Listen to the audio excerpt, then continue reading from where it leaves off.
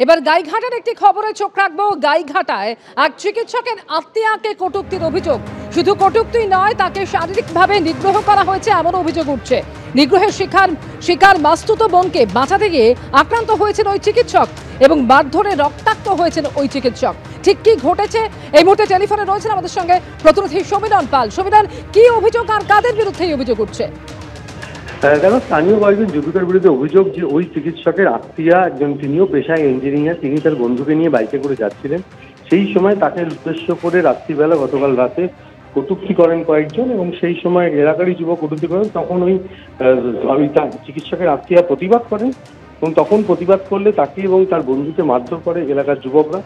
এরপর খবর দেওয়া হয় তার দাদাকে, অর্থাৎ চিকিৎসককে খবর দেওয়া হয়। চিকিৎসক তিনি ছুটে আসেন, তিনি এলে তাকেও মারধর করেন, তার উপর যুবকরা চড়াও হয়, তিনি রক্তাক্ত হন। তাদেরকে চাঁদপাড়া গ্রামীণ হাসপাতালে নিয়ে যাওয়া হয় প্রাথমিক চিকিৎসার জন্য।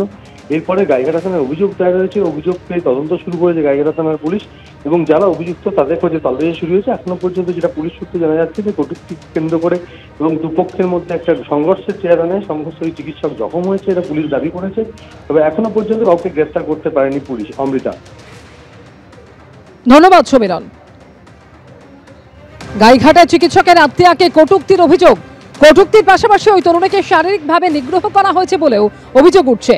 নিগ্রহের শিকার হয়েছেন মাস্তুত বোন এবং তাকে বাঁচাতে গিয়ে আক্রান্ত হয়েছেন ওই চিকিৎসক। মারধরে রক্তাক্ত হয়েছেন ওই চিকিৎসক। চাঞ্চল্যকর অভিযোগ গাইঘাটার চাঁদপাড়া এলাকায়।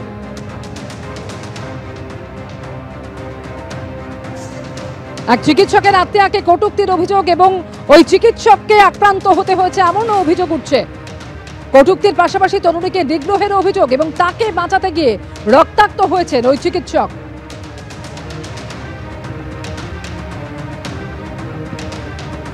উলুবেড়িয়া হাসপাতালে মহিলা চিকিৎসককে নিগ্রহের অভিযোগ আর সেই ঘটনার প্রতিবাদে আজকে পথে নামে বিজেপি।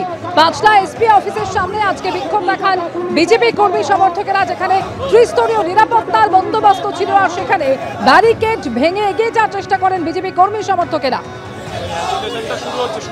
বিজেপির বিক্ষোভ রুখতে পুলিশের ত্রিস্তরীয় ব্যারিকেড, সেই ব্যারিকেড ভেঙে এগোনোর চেষ্টা করেন বিজেপি কর্মী সমর্থকেরা।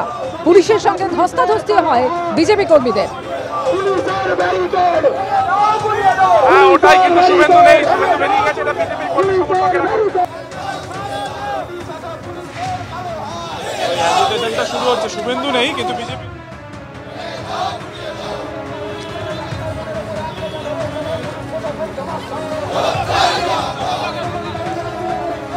রিসিভারটা অন করুন। তৃণমূল সরকার জবাব দাও,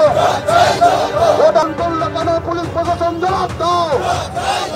গোটা রাজ্যে ডাক্তার বোনেদের উপরে আক্রমণ হচ্ছে, কেন পুলিশ প্রশাসন জবাব দাও।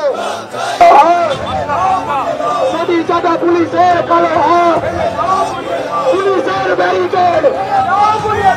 ওটাই কিন্তু শুভেন্দু নেই, শুভেন্দু বেরিয়ে গেছে, এটা বিজেপি কর্মী সমর্থকেরা। এসপি অফিসের সামনে এই মুহূর্তে দেখাচ্ছেন বিক্ষোভ বিজেপির যারা কর্মী সমর্থক রয়েছেন তারা।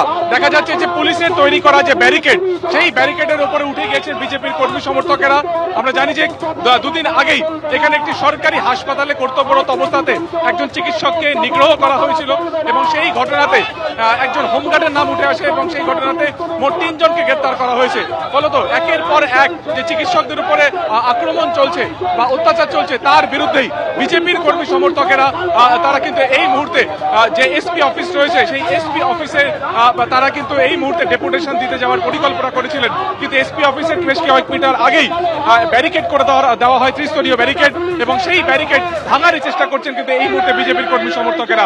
দেখা যাচ্ছে যে ব্যারিকেডের উপরে উঠে তারা কিন্তু এখানে বিক্ষোভ দেখাচ্ছেন এবং বিজেপির যারা কর্মীরা যারা রয়েছেন তারা কিন্তু এই মুহূর্তে পুলিশের সাথে ঝামেলায় জড়িয়ে পড়ছেন।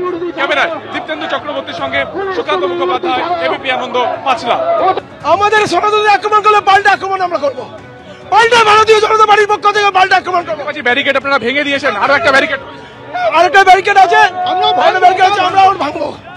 আমাদের লড়াই চলছে। 3 জনকে গ্রেপ্তার করা হয়েছে, অভিযোগ 12 জন আছে, আরো 12 জন আছে, তাদের থেকে গ্রেপ্তার করতে হবে। তৃণমূলের আশ্রিত দুষ্কৃতী এবং এই পুলিশের ডিপার্টমেন্টের একটা ছেলে বাবুলাল শেখ, তাকে গ্রেপ্তার করেছে, 3 দিনের পিছু টেনেছে। আমরা চাই তার ফাঁসি চাই আমরা।